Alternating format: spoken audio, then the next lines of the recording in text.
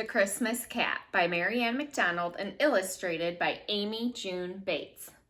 I have not read this story, but my kiddos read it and they loved it. And they said, Mom, you have to read The Christmas Cat for story hour. So here we go.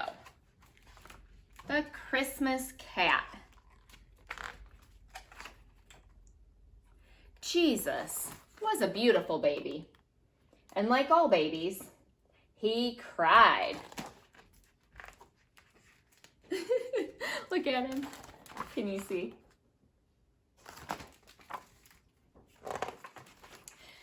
The night he was born, nothing Mary did could comfort him. She wrapped him in a warm blanket. She fed him. She rocked him. Still, he kept on crying.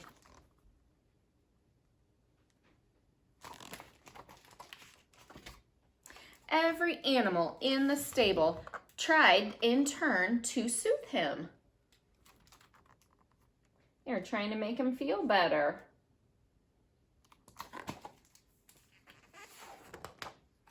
Doves fluttered down from the rafters, settling on the creaky stable door. They cooed and cooed, but they could not stop the baby from crying.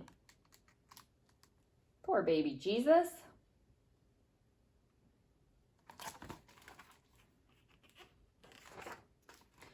The cow mooed low as she had done for her very own calf, but Jesus still cried louder and louder.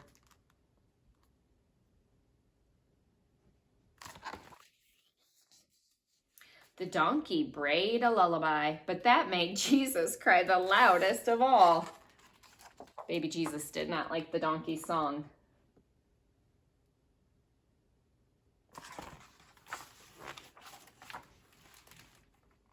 Then a curious kitten crept out of the shadows. Step by careful step, he edged toward Jesus. Reaching Mary's feet, he crouched, wiggled his back, and pounced lightly onto her lap. Rubbing his tiny nose against the back of Mary's hand, the kitten showed that he too wanted his turn to soothe the baby. Mary opened her shawl. The kitten edged in and nuzzled Jesus' neck.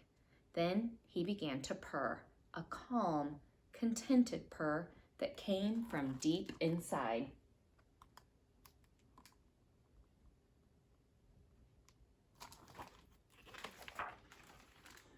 Jesus' tiny hand touched the kitten, and his face grew softer and softer and softer. Soon it stopped. The purring faded away too, and in the blessed silence that followed, every tired creature in the stable was soon sleeping soundly in the starlight. Ooh, the baby quit crying, so everybody was going to catch up on rest.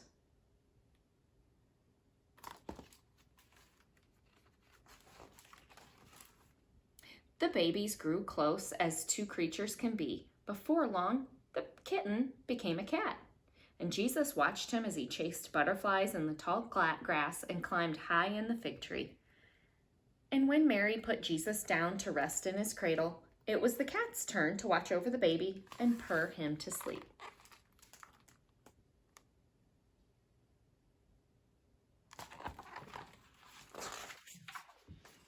One day, an angel came to warn Joseph that terrible King Herod was looking for the baby Jesus. Herod had heard rumors about this baby, that he would one day be king.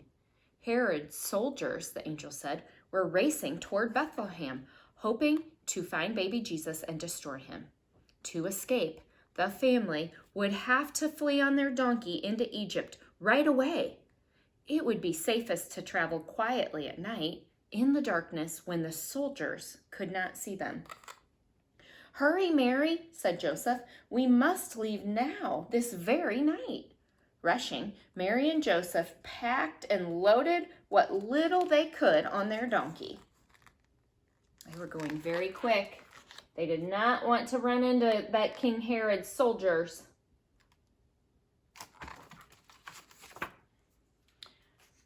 Where is Jesus' cat? Mary asked just before the sun went down. We must find him. So Mary and Joseph combed through the tall grasses, searched the shadows near the fire, and looked high in the branches of the fig tree, but the cat was nowhere to be found.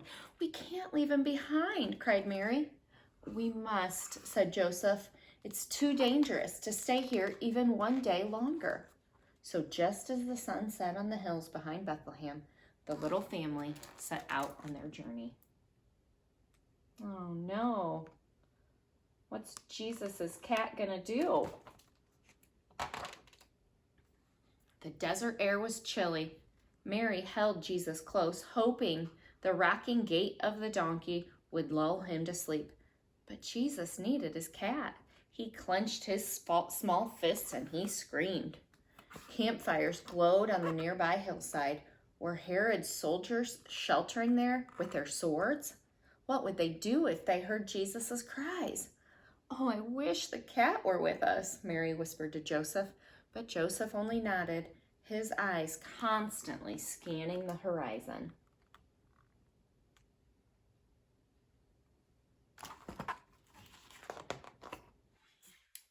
But the cat was with them after all.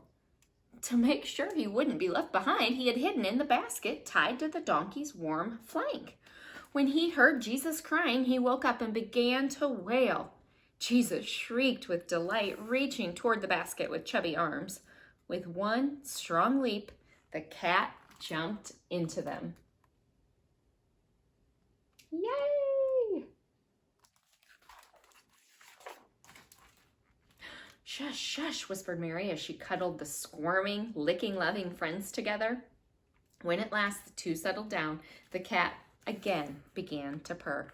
The rhythmic rumbling, as always, soothed the baby, and Jesus fell sound asleep.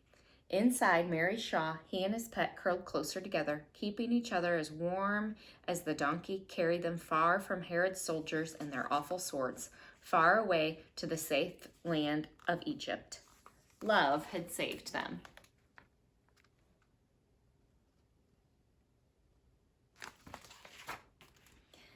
The cat loved the baby Jesus as only a child's cat can, and Jesus loved him back as only a cat's child can. For all of the cats and all of the children everywhere, they were meant for each other from the very first Christmas night in the bright starlight. Look at them.